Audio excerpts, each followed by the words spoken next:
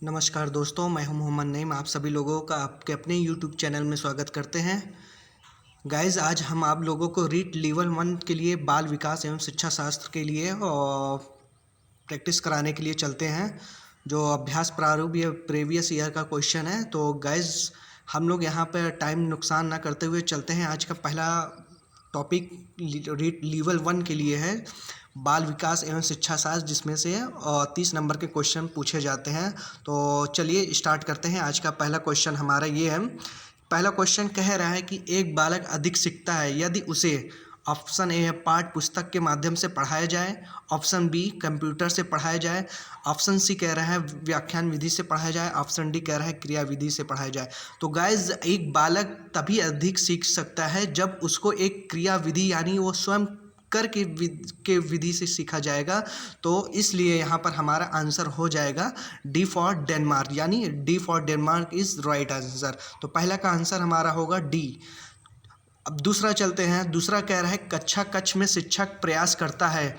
Option A छात्रों को अनुभव प्रदान करने का, ऑप्शन बी छात्रों को सहायक अधिगम वातावरण देने का, ऑप्शन सी छात्रों को चिंतन का अवसर देने का, ऑप्शन डी उपर्युक्त सभी। तो गाइज, इसमें कह रहा है कि शिक्षक प्रयास करता है।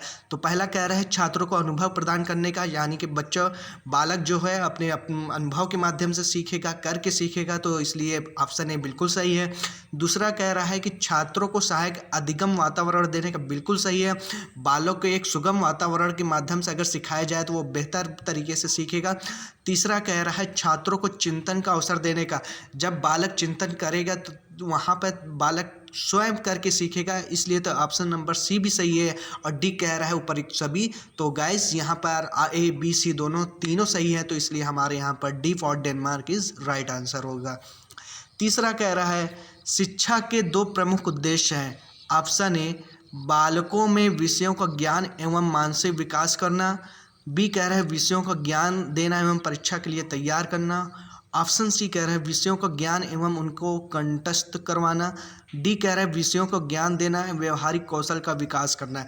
गाइस, वही पुराना ट्रिक हमारा, जैसे कि हमने आप लोगों को सीटेट के बारे में भी बताया था कि बालकों में विषयों का ज्ञान एवं मानसिक विकास करना बिल्कुल सही है। और बी कह रहा है कि विषयों का ज्ञान देना एवं परीक्षा के लिए तैयार करना, ये बिल्कुल गलत है यहाँ पर। और सी कह रहा है विषयों को ज्ञान देने एवं उनको कंठस्थ कराना। ये कौन सी बात होती है कि बालक को उनको याद कर रट्टा मार सिखाने का, इसलिए यहाँ भी गलत हो जाएगा। और डी कह रहा है विषयों को ज्ञान देना एवं व्यवहारिक कौशल का विकास करना। तो गाइस, ये बिल्कुल सही है हमारा, इसलिए हमारा तीसरे का आंसर हो जाएगा बालकों को विषयों का ज्ञान एवं उनका मानसिक विकास करना। और इसलिए हमारा यहाँ पे डी आंसर ना होकर ए for America is right answer हो जाएगा।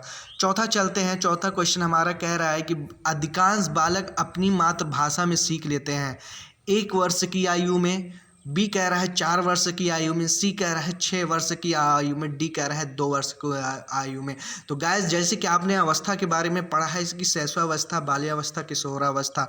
तो गाइस, यहाँ पर हमारा आंसर इसका हो जाएगा 1 वर्ष की आयु में, बिल्कुल गलत। और डी कह रहा है 2 वर्ष की आयु में, बिल्कुल गलत। 4 वर्ष की आयु में, बिल्कुल गलत। और सी कह रहा है 6 वर्ष की आयु में, जो शैशवावस्था बालक की बाल्यावस्था होती है। हमारा यहाँ पर डी आंसर हो जाएगा C for Chennai is right answer, यानी 6 वर्ष की आयु में। पांचवा कह रहा है, पांचवा क्वेश्चन 6 से 11 वर्ष आयु वर्ग के छात्रों को आवश्यकता है।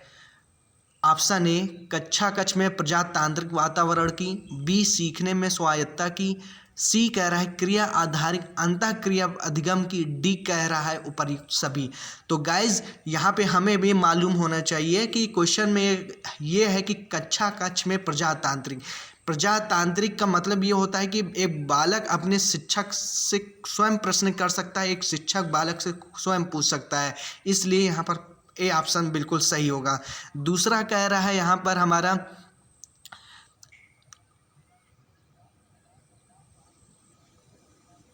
दूसरा कह रहा है कि प्रयोग द्वारा दूसरा कह रहा है सीखने की स्वायत्तता है, यानी कि बालक स्वयं से सीखेगा। तो बिल्कुल सही है, 6 से 11 वर्ष के आयु को बालक कोई भी चीज़ सामान उसके सामने रख देंगे वो उस पर चिंतन ज़रूर करेगा, तो इसलिए बी भी सही होगा।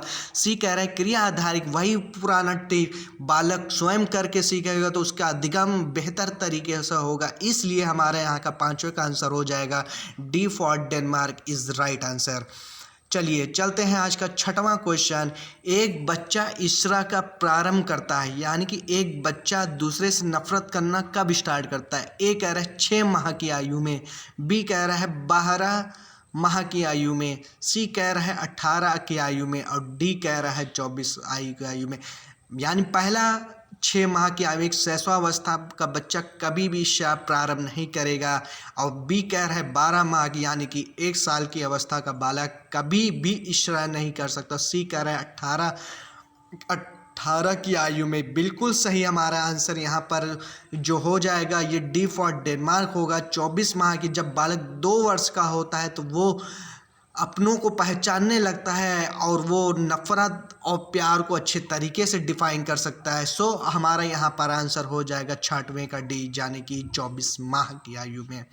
चलिए चलते हैं 7वां क्वेश्चन हमारा कह रहा है बालक विविध प्रकार से सीखते हैं। ऑप्शन ए शिक्षक के भाषण द्वारा, ऑप्शन बी प्रयोग द्वारा, विवेचन द्वारा, प्रश्न पूछकर, क्रिया करके तथा चिंतन करके, सी कह रहा है शिक्षक द्वारा निर्देशित नियंत्रित पाठ्य पुस्तक आधारित शिक्षण द्वारा, और डी कह रहा है उपर्युक्त में से कोई नहीं। तो गाइज इसमें हम डी पहले ही काट देते हैं और ए कह रहा है शिक्षक के भाषण द्वारा। एक बालक कक्षा में बैठा हुआ है तो वहाँ शिक्षक लेक्चर पे लेक्चर देते जा रहा है, क्या वो बालक सीखेगा?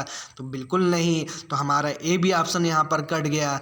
तो अब दूसरा और तीसरे में कन्फ्यूज़न है। देखिए प्रयोग, बी कह रहा है प्रयोग द्वारा, विवेचन द्वारा, प्रश्न पूछकर, क्रिया करके तथा चिंतन करके, और सी कह रहा है शिक्षक द्वारा निर्देशित नियंत्रित। सी में देखिए कह रहा है कि नियंत्रित पाठ्य पुस्तक आधारित शिक्षण द्वारा। अरे मेरे भाइयों, एक बालक कक्ष को क्या नियंत्रित करके बालक को डरा कर पढ़ाएगा बालक को? तो बिल्कुल नहीं।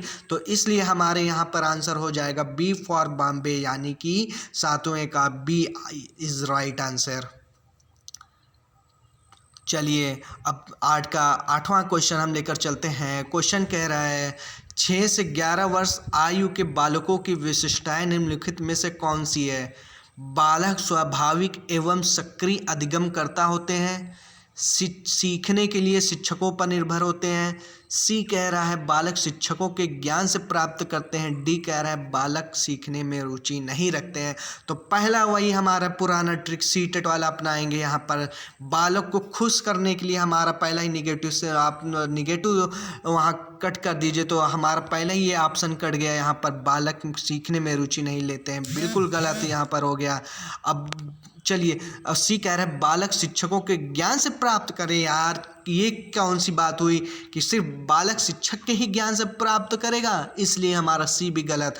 और बी कह रहा है सीखने के लिए शिक्षकों पर निर्भर, और ये कौन सी बात हो कि बालक आएगा तो वो सिर्फ शिक्षक जब क्लास में आएगा तो तभी बालक सीखेंगे? तो इसलिए हमारे यहाँ पर बी भी गलत हो गया। और ए कह रहा है बालक स्वाभाविक एवं सक्रिय अधिगम करता होते हैं। बिल्कुल सही। बालक सक्रिय अधिगमकर्ता के निष्क्रिय सामाजिक कर्ता कहलाते हैं। इसलिए हमारे यहाँ पर 8 का number A for America is right answer होगा। A for America is right answer. चलते हैं आज का दूसरा 9वां क्वेश्चन कह रहा है सर्जनशील बालक के बारे में कौन सा कथन सत्य नहीं है? सर्जनशील बालक जिज्ञासु होते हैं, बिल्कुल सही है। बी कह रहा है सर्जनशील बालक साहसी नहीं होता है, गलत। तीसरा कह रहा है सर्जनशील बालक बहुमुखी होता है, बिल्कुल सही।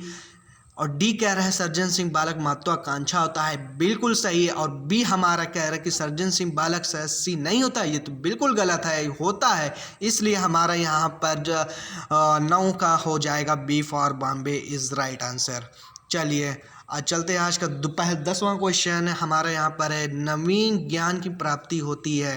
ऑप्शन ए ज्ञान स्थानांतरण के द्वारा, ऑप्शन बी रटने के द्वारा, ऑप्शन सी अनुभव द्वारा नवीन अर्थ ढूंढने के द्वारा, ऑप्शन डी उपर्युक्त में से कोई नहीं।